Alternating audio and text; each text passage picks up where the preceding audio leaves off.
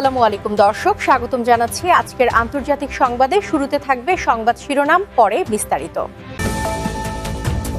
শুরুতেই জানিয়ে দিব, ইসরায়েলের ফাঁদে পা দিচ্ছে যুক্তরাষ্ট্র, ট্রাম্পকে ইরানের কড়া সতর্কবার্তা। তারপর জানিয়ে দিব, ইরান যুদ্ধের আগে ইরাকে গোপন ঘাঁটি স্থাপন করেছিল ইসরায়েল। এখন জানিয়ে দিব, শর্তে এবং পাল্টা শর্তে চলছে ইরান যুক্তরাষ্ট্রের যুদ্ধ। এবং সর্বশেষ জানিয়ে দেব, শর্ত সাপেক্ষে ইউরেনিয়াম হস্তান্তরে রাজি ইরান। এতক্ষণ শুনছিলেন সংবাদ শিরোনাম, এরপর শুনবেন বিস্তারিত। আপনি যদি মুসলিমদের পাশে থাকতে চান তাহলে চ্যানেলটি লাইক দিয়ে অবশ্যই সাবস্ক্রাইব করে দিবেন। ইসরায়েলের ফাঁদে পা দিচ্ছে যুক্তরাষ্ট্র, ট্রাম্পকে ইরানের কড়া সতর্কবার্তা। ইরানের সর্বোচ্চ নেতা মোস্তফা খামেনির জ্যেষ্ঠ উপদেষ্টা আলী আকবর ভেলায়েতি সতর্ক করে বলেছেন, ইসরায়েলের পাতা কৌশলগত ফাঁদে পা দিচ্ছে যুক্তরাষ্ট্র। নতুন করে ইরানের বিরুদ্ধে যুদ্ধ শুরু হলে পশ্চিম এশিয়ার ওয়াশিংটনের অবশিষ্ট বিশ্বাসযোগ্যতাও হারিয়ে যাবে বলে মন্তব্য করেন তিনি। রোববার 17 মে সামাজিক যোগাযোগ মাধ্যম এক্সে দেওয়া এক পোস্টে ভেলায়েতি বলেন, চীন সফরে মার্কিন প্রেসিডেন্ট ডোনাল্ড ট্রাম্পের ব্যর্থ কূটনীতি এবং খালি হাতে ফিরে আসা ওয়াশিংটনের ভুল হিসেবেই প্রমাণ। সম্প্রতি চীনে গিয়ে প্রেসিডেন্ট শি জিনপিংয়ের সঙ্গে বৈঠক করেন ট্রাম্প। বৈঠকে ইরান যুদ্ধ ও হরমুজ প্রণালীর বন্ধের বিষয়ে আলোচনা হয়।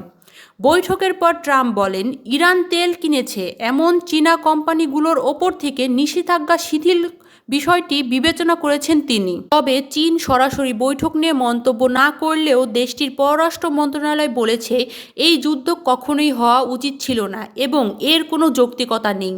এটি আরও বলেন, আবুধাবিতে ইসরায়েলি প্রধানমন্ত্রী নেতানিয়াহু গোপন সফরের খবর এবং পেন্টাগনের বিকৃত তথ্য উপস্থাপন যুক্তরাষ্ট্রের কৌশলগত সংকটে আরও উদাহরণ।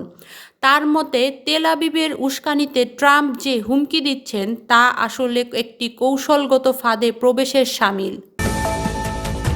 ইরান যুদ্ধের আগে ইরাকে গোপন ঘাঁটি স্থাপন করেছিল ইসরায়েল।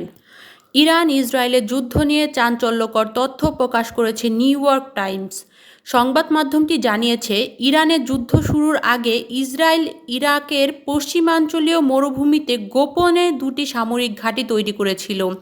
সোমবার 18 মে আল জাজিরার এক প্রতিবেদনে এ তথ্য জানানো হয়েছে। রোববার প্রকাশিত প্রতিবেদনে নিউ ইয়র্ক টাইমস জানিয়েছে, ইরাকের পশ্চিমাঞ্চলের মরুভূমিগুলোতে ইসরায়েলের পরিচালিত দুটি গোপন ঘাঁটির সন্ধান পেয়েছে কর্মকর্তারা। এক ইরাকি কর্মকর্তা ও আইন প্রণেতার বরাতে এ তথ্য জানানো হয়েছে। এছাড়া এক আঞ্চলিক কর্মকর্তার উদ্ধৃত দিয়ে বলা হয়েছে, 2024 সালের শেষ দিক থেকেই ইসরায়েলি বাহিনী এসব অস্থায়ী ঘাঁটির একটি নির্মাণের প্রস্তুতি নিচ্ছিল। গত সপ্তাহে ওয়াল স্ট্রিট জার্নাল জানিয়েছে, যুদ্ধ শুরুর ঠিক আগে একটি ঘাঁটি স্থাপন করা হয় এবং এটি যুক্তরাষ্ট্রের জ্ঞাতসারেই পরিচালিত হচ্ছিল। প্রতিবেদনে বলা হয়, ওই ঘাঁটিতে ইসরায়েলি বিশেষ বাহিনীর সদস্যরা অবস্থান করতেন এবং এটি তাদের বিমান অভিযানের জন্য একটি সরবরাহ কেন্দ্র হিসেবে ব্যবহৃত হতো। সেখানে ভূপাতিত পাইলটদের উদ্ধারের ব্যবস্থাও ছিল। মার্চের শুরুতে ইরাকি ইউনিটগুলো ঘাঁটির অবস্থান আবিষ্কারের কাছাকাছি পৌঁছে গেলে সেখান থেকে ইসরায়েলি বাহিনী হামলা চালায়। প্রতিবেদনে উল্লেখ করা উন্মুক্ত তথ্য ভিত্তিক বিশ্লেষকেরা স্যাটেলাইট চিত্র ব্যবহার করে ইরাক সৌদি সীমান্তের কাছে সন্দেহভাজন স্থানের অবস্থা শনাক্ত করেছেন। শর্তে এবং পাল্টা শর্তে চলছে ইরান যুক্তরাষ্ট্রের যুদ্ধ। ইরানকে কেন্দ্র করে কূটনৈতিক টানাপোড়েনের আরও জোরালো হচ্ছে। চলমান আলোচনা ও উত্তেজনা প্রশমনের প্রচেষ্টার মধ্যেই যুক্তরাষ্ট্র নতুন করে কঠোর অবস্থান নিয়েছে বলে জানা গেছে। তেহরানের দেওয়া শান্তি প্রস্তাবের জবাবে ওয়াশিংটন 5 দফা শর্ত স্থাপন করেছে, যা দুই দেশের সম্পর্কে নতুন করে উত্তাপ ছড়িয়েছে।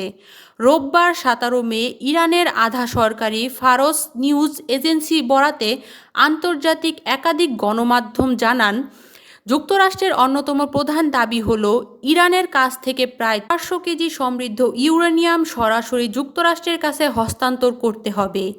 একই সঙ্গে ইরানের ওপর পূর্ববর্তী নিষেধাজ্ঞার কারণে সৃষ্ট আর্থিক ক্ষতির কোনো ধরনের ক্ষতিপূরণ দেয়া হবে না বলেও স্পষ্টস্থান জানানো হয়েছে।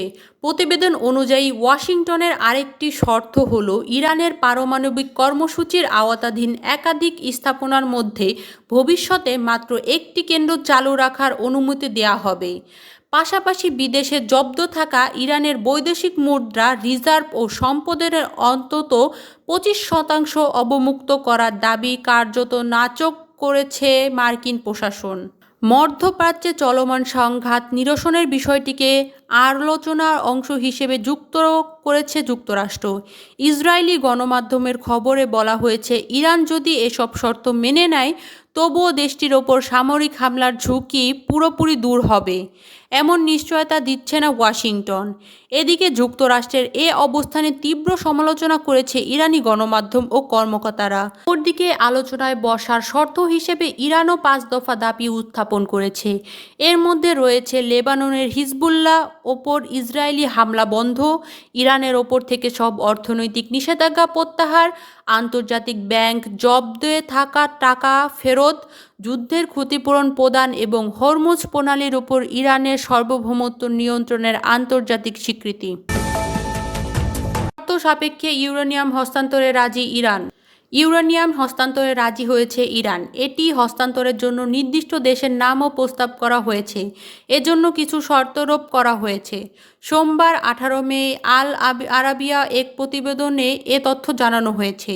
প্রতিবেদনে বলা হয়েছে, সংশোধিত ইরানি প্রস্তাবের ফাঁস হওয়া তথ্য হতে পেয়েছে আল আরাবিয়া। প্রস্তাবে বলা হয়েছে, শর্ত সাপেক্ষে সমৃদ্ধ ইউরেনিয়াম যুক্তরাষ্ট্রের পরিবর্তে রাশিয়া হস্তান্তর করা হতে পারে।